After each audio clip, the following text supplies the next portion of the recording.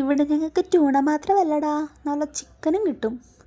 നല്ല ചിക്കനൊന്നും ഞാൻ പറയുന്നില്ല, ബിക്കോസ് ഇവിടെ നല്ല ഫ്രോസൺ ചിക്കനാണ്, ഫ്രോസൺ ചിക്കൻ്റെ ഐറ്റംസ് ആയിരിക്കും.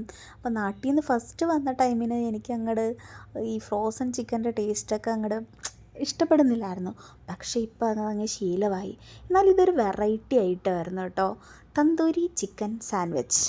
അപ്പോൾ ഇത് നമുക്ക് കസ്റ്റമൈസ്ഡ് ആയിട്ട് ചെയ്തു തരും. അവിടെ ബീഫുണ്ട്, ട്യൂണയുണ്ട്, അങ്ങനെ വെറൈറ്റി പല ഫ്ലേവേഴ്സ് ഉണ്ട്. അപ്പോൾ നമുക്ക് കസ്റ്റമൈസ്ഡ് ആയിട്ട് ചെയ്തു തരും അവർ.